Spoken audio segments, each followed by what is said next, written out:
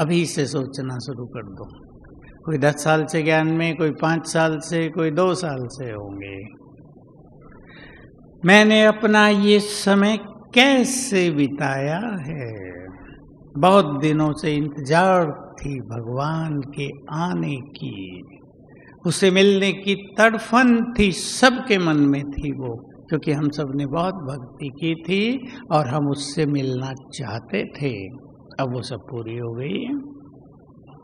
तो कैसे बीत रहे हैं संगम युग के सुनहरे दिन? व्यर्थ में, उलझनों में, तेरे मेरे में, पर चिंतन में, ईर्षा द्वेष में, बहुत बातें हैं। कैसे बिताना चाहिए, अच्छी तरह सोचेंगे। अगर संगम युग भी इन्हीं बातों में बीत गया, सारा संसार तो इन्हीं में उलझा हुआ है। उलझा हुआ है या नहीं? सारा संसार इन्हीं में उलझा हुआ है। अगर हमारा सुंदर समय भी इन्हीं में बीत गया तो हम खाली हो जाएंगे। मैं आपको एक सुंदर संकल्प दे रहा हूँ, लक्ष्य दे रहा हूँ। ये फाइनल लक्ष्य होता है जब हम बाबा के पास जाएं। फाइनल, कल पूरा हो जाए, आत्मा वापिस चले, तो लोग तो कहते हैं खाली हाथ आए थे खाली हाथ जाएंगे। वो तो मोटी बात है, बच्चा पैदा होता है खाली हाथ है, कुछ नहीं लाया है, जाएंगे सब छोड़ के जाएंगे, वो तो मोटी बात है। लेकिन हम सब खाली हाथ नहीं जाएंगे। बोलो, विचार ठीक है? पसंद है? आपका बच्चा कमाने के लिए कहीं गया हो और 10 साल के बाद आया और खाली हाथ आया हो, कैसे आएगा? और आप कैसे उसका स्वागत करेंगे? खाली हाथ आया, जो थोड़े बहुत पैसे दिए थे वो भी खत्म कराया। और किसी का बच्चा भरपूर होकर आया हो, बहुत कमा के आपको भी भरपूर कर दे, तो घर में कितनी खुशियां छा जाएंगी। आप स्वागत करेंगे, आनंद छा जाएगा। लक्ष्य बना लें, भगवान के पास जाएं, अंत में उसके घर। तो ऐसे भरपूर होकर जाएं कि सिर उठाकर जाएं, झुकाकर नहीं। बाबा हमारा स्वागत करे, आओ बच्चे संपन्न होकर आ गए हो। बोलो, माताओं का क्या विचार है? करेंगे ऐसा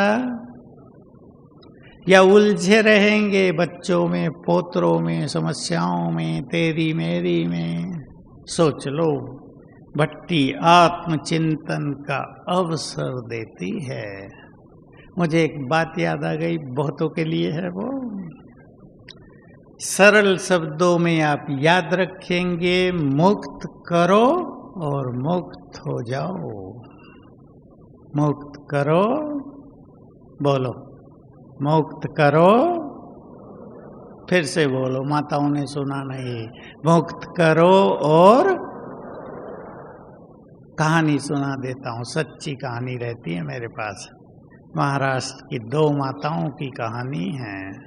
एक आई, घर पे राज करती थी। आप जानते हैं कई माताएं राज करती हैं, भाई थोड़ा कम करते हैं, माताएं ज्यादा करती हैं। घर में गीता पाठशाला खोली हुई थी, 3 बच्चे थे हैं, तीनों का बंटवारा कर दिया और कह दिया मेरे बिना पूछे कुछ नहीं करना है। तो खुद भी परेशान रहती थी और बच्चे भी परेशान रहते थे। बाबा से दुआएं करते थे, मम्मी को जल्दी उठा लो जरा। अब मम्मी का योग लगता नहीं था, इसने ऐसे कर दिया, इसने ऐसे कर दिया, मेरा सारा कमाया कमाया बेकार कर देंगे, ये तो सब बेकार नालायक बच्चे निकले मेरे। गीता पाठशाला की संख्या बढ़ती ही नहीं थी। दूसरी कहानी बिल्कुल ऐसी ही। माता के घर में गीता पाठशाला, 2 बच्चे, दोनों का बंटवारा कर दिया। ऊपर की मंजिल पे खुद रहने लगी, एक बाबा का रूम बना दिया, एक क्लासरूम बना दिया और बच्चों को कह दिया अब मेरी जिम्मेदारियां पूरी हुई। तुम सब बड़े हो गए, बच्चे हो गए तुम्हें, अब मैं तुम्हें अपने बंधनों से मुक्त करती हूँ, स्वतंत्र रूप से आगे बढ़ो, मेरी राय की जरूरत हो तो आ जाना।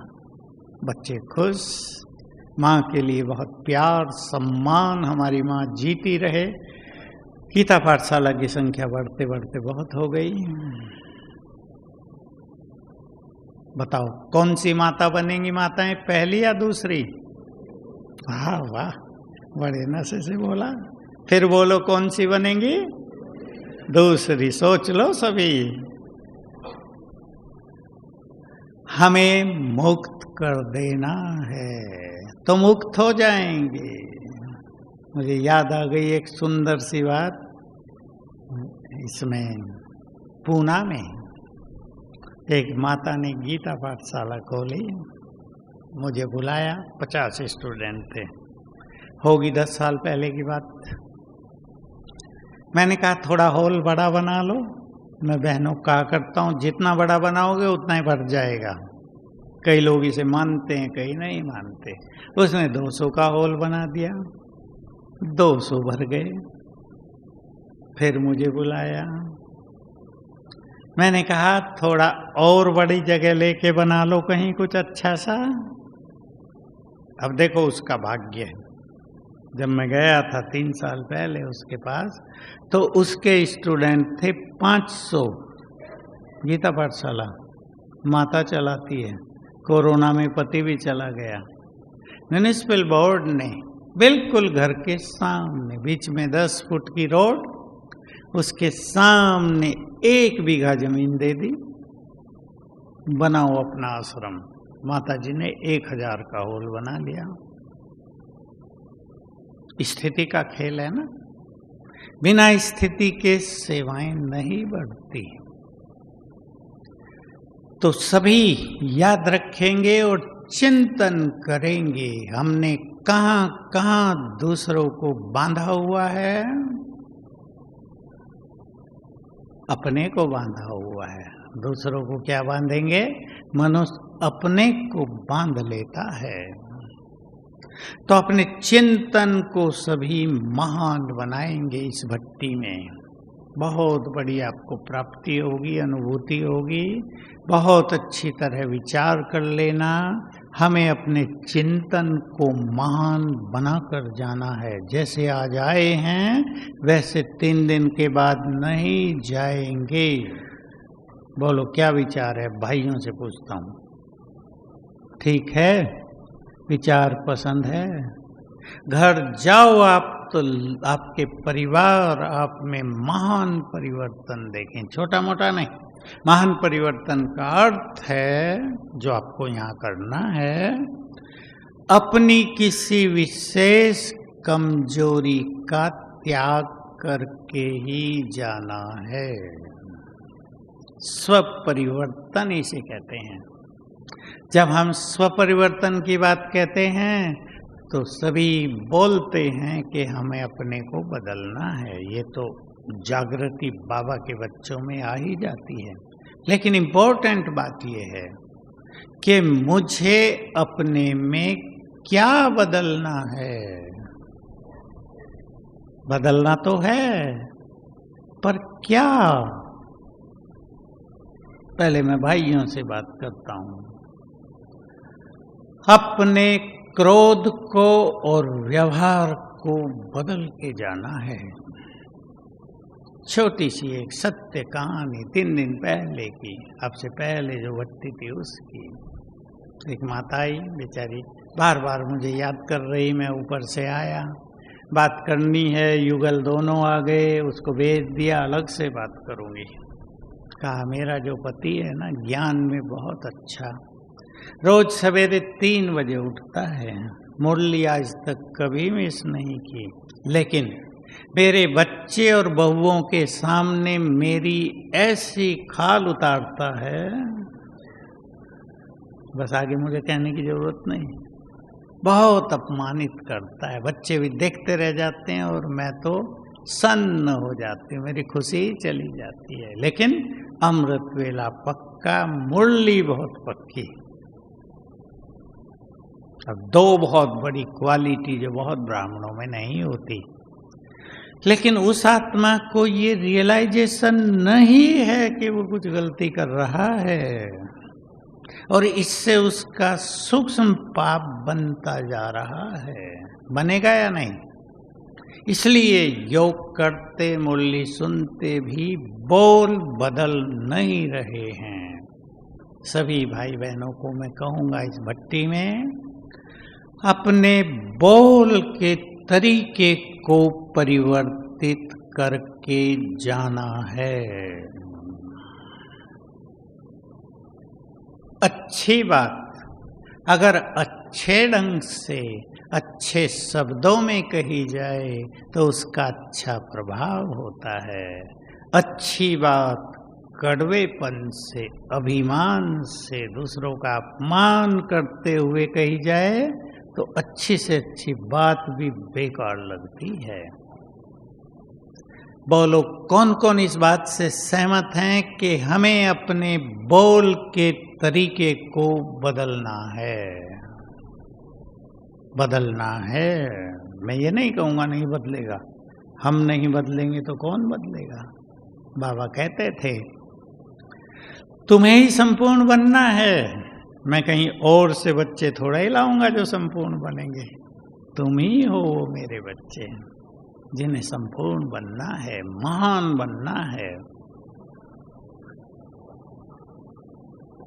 तो चेक कर लेंगे मेरे अंदर किस परिवर्तन की जरूरत है। सेल्फ रियलाइजेशन कहते हैं इसको अंग्रेजी में, स्वयं को पहचानना। बहुत आत्माएं पहचानती नहीं हैं। किसी में धन का बहुत ज्यादा लोभ, मैं क्या करता हूं मन मना भाव की बजाय बोलो धन धना भाव। धन के पीछे सारा दिन बुद्धि, तो योग लगेगा? इसका अर्थ ये नहीं कि आपको धन कमाना नहीं है, धन तो कमाना है, उसके बिना तो काम नहीं चलेगा, परंतु उसके पीछे भागना नहीं है। गहरी बात सुन लें भाई लोग जो धन कमाने वाले और बहनों में भी, धन के गुलाम हमें नहीं बनना है, धन को अपना गुलाम बनाना है। ये सूक्ष्म आध्यात्मिक रहस्य हैं। अगर हम स्वयं को प्रकृति का मालिक बना देंगे तो धन हमारा गुलाम बन जाएगा, और अगर किसी ने धन को अपना मालिक बना दिया, स्वामी बना दिया, तो धन उसे नष्ट कर देगा। इसलिए मैं आत्मा प्रकृति की मालिक हूँ। धन बहुत मिलेगा आपको, संगम पे ही मिलेगा। बाबा ने सूक्ष्म रहस्य बता दिया है। जिसके पास ज्ञान धन बहुत होगा उसे स्थूल धन कमाने में मेहनत नहीं लगेगी। सभी सुन लो, माताओं ने सुना? जिसके पास ज्ञान धन बहुत होगा उसे स्थूल धन कमाने में मेहनत नहीं लगेगी। एक बात और कह देता हूँ, वर्तमान समय में इनकी जरूरत है, इसलिए मैं कह रहा हूँ। कई लोग गलत कार्यों में उलझ गए हैं। 4 भाई हैं, संपत्ति का बंटवारा आराम से कर लेना चाहिए, लेकिन करते नहीं हैं। झगड़े होते हैं, कोर्ट केस होते हैं, परेशानियां होती हैं, भाई भाइयों में शत्रुता होती है। कल ही एक माताई हमारे ऊपर भी शिविर चल रहा, अपने पति से अलग होके बताया इसके पास 1 करोड़ रुपए हैं, भाइयों को कुछ नहीं देता। देखो उस माता की महानता पर मुझे बड़ा गर्व हुआ। वो चाहती है ये अपने भाइयों का हिस्सा उन्हें दे दे। कहने लगी ये देता ही नहीं उन्हें, वो बेचारे परेशान हो रहे हैं, उनकी परेशानी मेरे से देखी नहीं जाती। याद रखेंगे सभी भाई बहनें, अविनाशी सिद्धांत इस सृष्टि का ध्यान से सुन लेंगे सभी। दूसरे के हिस्से से, दूसरे की कमाई खाकर कोई भी व्यक्ति संसार में सुखी नहीं हो सकता। सब बीमारियों में निकल जाएगा पैसा, बीमारियां बढ़ती जा रही हैं। तो भट्टी में अपने जीवन को निर्मल करना है, कुछ अच्छी चीजें सीख कर जाना है, अपने को बदलना है। जिनको क्रोध ज्यादा आता है, विदाई देनी है क्रोध को। लेकिन क्रोध ऐसी चीज तो नहीं ना जो पर्स में रखा है निकाल के फेंक दें। क्रोध को विदाई देना है पूरी तरह से। बाबा के बहुत सारे बच्चे क्रोध से मुक्त हो गए हैं, हो रहे हैं। मैं जब सभाओं में हाथ उठवाता हूँ तो बहुत खुशी होती है। 60% भाई बहनें हाथ उठाते हैं, हमारा बहुत सारा क्रोध चला गया है। इसका आपके परिवार पर बहुत गहरा असर पड़ता है, इससे सेवाएं बढ़ती हैं। क्रोध के बारे में मैं 2 बात छोटी सी कहूँगा। क्रोध आता है कामनाओं से। कामना इच्छा नहीं, इच्छाएं अलग चीज हैं। कामनाएं माना इसको इंग्लिश में एक्सपेक्टेशंस कहते हैं। दूसरों से हम कुछ विशेष चीजें चाहते हैं। मैंने बच्चों के लिए ये किया, बच्चों को मेरे लिए ये करना चाहिए, इसको कामना कहते हैं। कामना पूरी नहीं होती तो क्रोध आता है। एक माँ, उसको 2 लड़कियां हैं, ये सच्ची घटनाएं हैं। अब वो एक लड़की बहुत होशियार है, दूसरी ढीली है। वो ढीली लड़की पे दबाव बनाए हुए है, तुम्हें इतने मार्क्स लाने हैं, पढ़ो पढ़ो। पिटाई भी करती है बेचारी की, पढ़ो। अब लड़की की बुद्धि का लेवल हल्का है, फिर उसके नंबर कम आते हैं, 60 तक आते हैं बस। फिर उस पे डांट डपट होती है, गुस्सा आता है माँ को। करती है ना माताएं ऐसा काम? करती हैं। माताएं गर्दन हिला रही हैं, करती हैं। ज्ञानियों को ये समझ लेना चाहिए, सभी की बुद्धि अलग अलग होती है। इतना तो सबको पता है या नहीं? आत्मा अलग अलग, मन बुद्धि अलग अलग हैं, सभी एक जैसे नहीं हो सकते। क्या किसी क्लास में जिसमें 50 स्टूडेंट हो, सभी फर्स्ट क्लास होंगे? हर व्यक्ति चाहेगा तो जरूर उसके बच्चे फर्स्ट क्लास हों।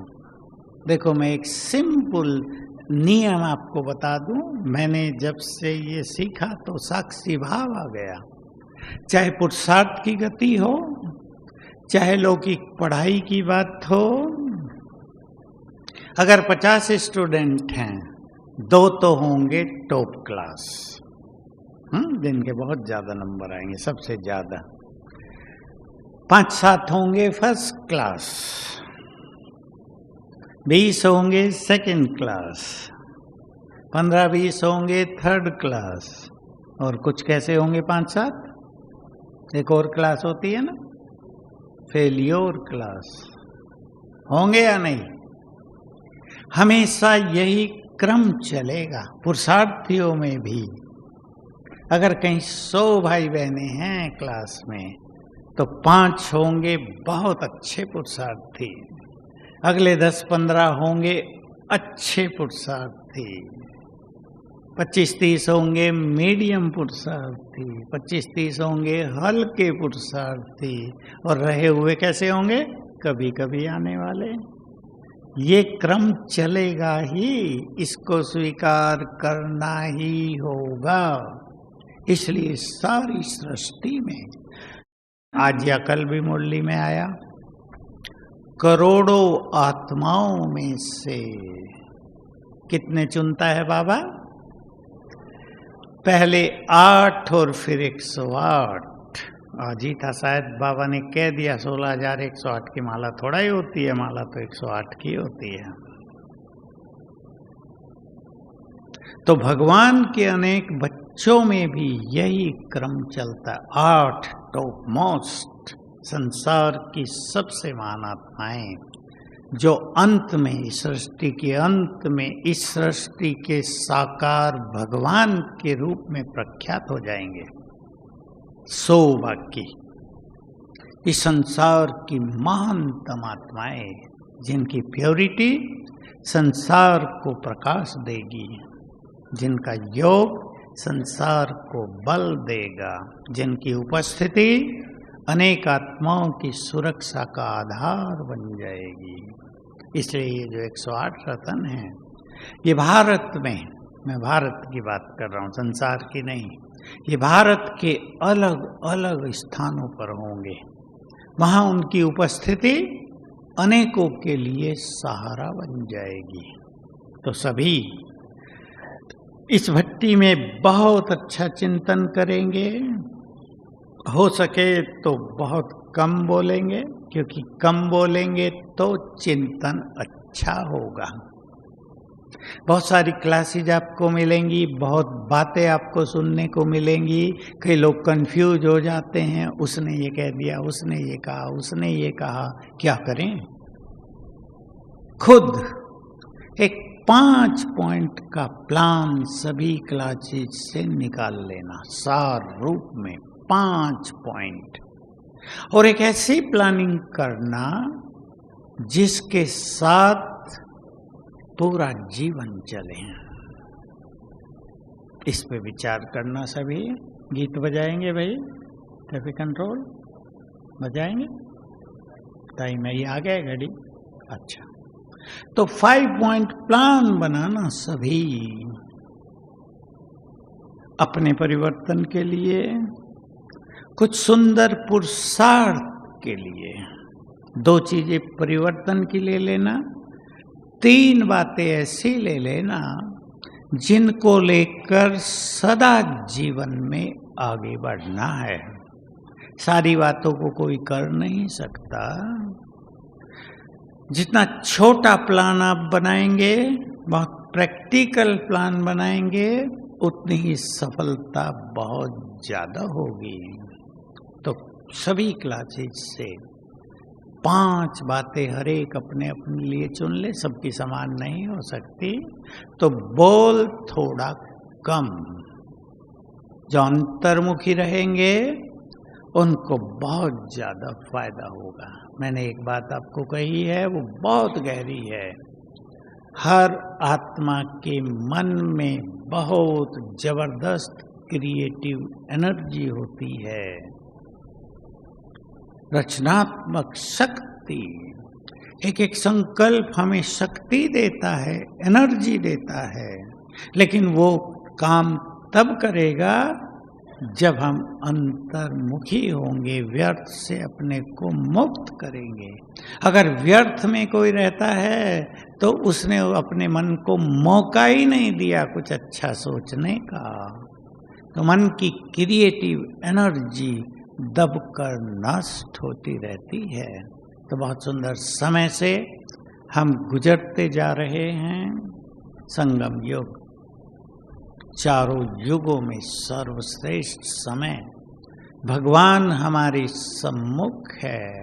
मोबाइल को भी थोड़ा क्या करेंगे, खोल के रखेंगे सदा ही, या और कुछ? थोड़ा कहना शांत हो जाओ 3 दिन, थोड़ा थोड़ा जरूरी हो तो फोन कर लेना, नहीं तो जो उधर से फोन आएगा उसका चिंतन आपको चलेगा, आपकी एकाग्रता कम हो जाएगी, उसका इफेक्ट आपकी भट्टी पर बहुत ज्यादा पड़ेगा। तो समय को महत्व देना है। 3 दिन को पूरा महत्व दे दो। सोच लो हमें 3 दिन बहुत अच्छी तपस्या करनी है। मैं ट्रैफिक कंट्रोल के बाद आपको कुछ तपस्या की बातें कह देता हूँ। हैं? अरे मैं 5:30 सोच रहा है तो 6:30 हुए। ओह सॉरी, ठीक है। अब सुनो, कल मैंने 5 से क्लास कराया था, मुझे ख्याल था आज भी 5 से ही है शायद। तो सभी एक बहुत अच्छा अभ्यास करेंगे। बोलो, करेंगे? सहज है। क्लास सुनते हुए सवेरे उठकर घूमते फिरते, बहुत छोटा अभ्यास, सब आप परिचित हैं। खेल सारा तपस्या का है। तपस्या का अर्थ होता है बहुत ज्यादा अभ्यास करना। मैं आत्मा हूं, ये मेरा शरीर है ना? बहुत छोटा सा, बहुत छोटा सा है, लेकिन बार बार करने से आत्मिक स्थिति बनती जाएगी। एक दो बार किया तो उससे कुछ होगा नहीं। जितनी ज्यादा बार करेंगे आत्मिक स्वरूप बनता जाएगा। व्यर्थ से हम मुक्त होते जाएंगे। शांति, आनंद, प्रेम, शक्तियां, आत्मा के जो गुण हैं वो सारे जीवन में आते ही जाएंगे। बहुत अच्छे चिंतन की जरूरत होती है। बाबा की साकार मुरली में पीछे बहुत अच्छे अभ्यास की बात आई थी। जब ऐसे ऐसे अभ्यासों की बात आती है तो सभी इन अभ्यासों पर साथ साथ ध्यान दिया करें। बहुत सुंदर बातें साकार मुरलियों में रोज ही आती हैं। बाबा ने कहा, सोते समय एक बहुत अच्छा अभ्यास किया करो। मुझे तो सोते समय वो आने लगा याद उस दिन से। मैं आत्मा 5000 साल की लंबी यात्रा तय करके आई हूं। कभी देव स्वरूप में थी, शरीर छोड़ा लिया, छोड़ा लिया, लिया छोड़ा, लिया छोड़ा, हुआ ना सबको ये। अब इस शरीर में हूं। ये चिंतन, ये स्मृतियां बहुत काम आएंगी। मैं आप सभी के सामने एक दूसरा सुंदर अभ्यास रख देता हूं। मैं 5 अभ्यास आपके सामने रख रहा हूं। भट्टी में बहुत अच्छी तरह कर लेना और घर जाकर भी उनको करने की अच्छी प्लानिंग कर लेना। तो ऐसा ये पहला अभ्यास सोते हुए नहीं, सवेरे भी कर सकते हैं। ये शरीर कैसे मणकों की तरह हैं और मैं आत्मा धागे की तरह इसमें पिरोई हुई हूँ। देखो, एक मणका बदला, दूसरे में आ गई, दूसरा मणके से तीसरे में, तीसरे मणके से चौथे में, और अब यहाँ हूँ। तो देह से न्यारेपन की गुड फीलिंग होती रहेगी। बहुत जरूरी है हमें देह से न्यारेपन की गहरी फीलिंग। क्यों जरूरी है? क्योंकि समय थोड़ा रह गया है। पता चल रहा थोड़ा रह गया या नहीं? बोलो भाई लोग, पता चलता है थोड़ा रह गया। थोड़े का अर्थ ये नहीं कल ही कुछ हो जाएगा, लेकिन पुरुषार्थ के लिए थोड़ा समय। जब संसार का खेल बिगड़ने लगेगा तब पुरुषार्थ हो नहीं पाएगा। इसलिए सभी को एक बहुत सुंदर चीज की जरूरत है, और वो है अपनी प्योरिटी को बहुत बढ़ाना। बढ़ाना है या नहीं? भाई लोग बताओ पहले, बढ़ाना है या नहीं? बहुत बड़ा सब्जेक्ट है प्योरिटी। अब जानते होंगे, मैं तो बहुत अच्छी तरह जानता हूं, सन्यासी भी इसमें पूरी तरह फेल हैं आजकल। पूरी तरह 99% फेल हैं सन्यासी भी। बाबा के बच्चे ही इसमें सफल हैं, क्योंकि सभी को विधि मिल गई है, पवित्र कैसे बनना है उसकी विधि मिल गई। तो उसकी पहली विधि है देह से न्यारेपन की फीलिंग। तो कर्मेंद्रियां शीतल होती जाएंगी। बहुत ध्यान देंगे सभी भाई बहनें। शरीरों में भी विकारों की अग्नि है जो आत्मा को, जो चित्त को शांत नहीं होने देती।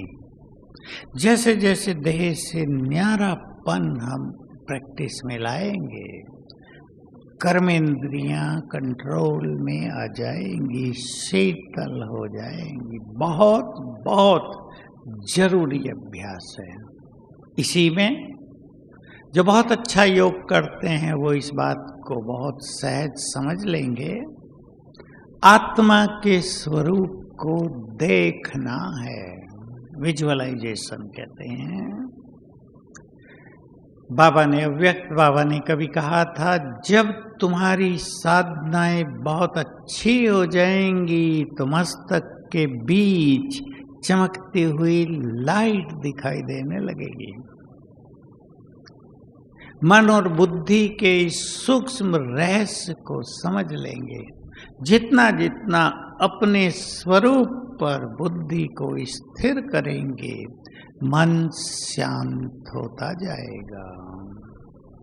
मन को शांत करने की सबसे गहरी फिलॉसफी यही है कि बुद्धि को अपने स्वरूप पर स्थिर करने की प्रैक्टिस करें, अपने स्वरूप पर। फिर बाबा के स्वरूप पर भी सहज हो जाएगा, एक अभ्यास। दूसरा, मैं आत्मा स्वराज्य अधिकारी हूँ। बाबा की मुरलियाँ बहुत हम सुनाए हैं इस सीजन में भी। फुल स्टॉप लगाओ, सेकंड में फुल स्टॉप लगाओ। बाबा ने हाथ उठवाए थे, सबने हाथ उठा दिया, फुल स्टॉप लगा देते हैं हम तो। बाबा खुश हो गए, वाह मेरे बच्चे वाह। परंतु फुल स्टॉप लगाना कितना सरल है, सहज नहीं है। जो सेकंड में फुल स्टॉप लगा लेंगे वो तो अश्रतन बन जाएंगे, फिर विजयी रतन बन जाएंगे। आपको इसके बारे में थोड़ा सा और बता दूं। 108 में भी पहली 25 आत्माएं बहुत महान हैं।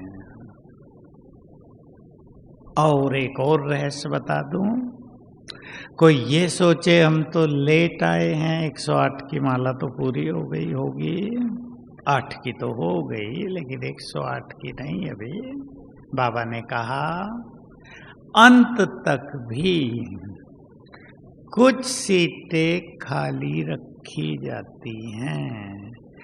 कोई भी तेज पुरुषार्थी दौड़कर बैठना चाहे तो सीट खाली है। अंत तक भी एक सीट जरूर रहेगी। कोई ये नहीं कहेगा हम तो 1 साल से आए बाबा, सीट ही नहीं है, अब क्या करें, सीट है। इसलिए आप में से अगर कोई विजय माला में आने चाहते हैं तो अभी वो खेल समाप्त नहीं हुआ है, पूरी मार्जिन है। जो भी तीव्र पुरुषार्थ करके माला का मन का बनना चाहे वो बन सकते हैं। तो सेकंड अभ्यास में बता रहा था, मैं आत्मा स्वराज्य अधिकारी हूँ। बहुत बढ़ाएंगे, ये केवल एक संकल्प है। आत्मा तो मैं हूं ही, लेकिन मैं मालिक हूं, देह की मालिक, कर्मेंद्रियों की मालिक, उससे पहले मन बुद्धि की मालिक। अपने को ये गहरी फीलिंग देनी है, मैं मन की मालिक हूं। जितनी जितनी ये गहरी फीलिंग अपने को देंगे, हम मन के मालिक बनते जाएंगे और मन हमारे आदेश का पालन करने लगेगा। ठीक बात है ना? मन कंट्रोल में आने लगेगा। इसके लिए बहुत आवश्यक है, जो इस भट्टी में सभी को चिंतन में लाना है कि हमने अपनी बुद्धि में क्या क्या भरा है। कहीं गंदगी तो नहीं भर ली। बाबा के शब्द, तुम्हारी बुद्धि ईश्वरीय बुद्धि है, स्वीकार कर लें सभी। कैसी बुद्धि है हमारी? बोलो कैसी है? सांसारिक नहीं, तेज बुद्धि नहीं, ईश्वरीय बुद्धि। सोने का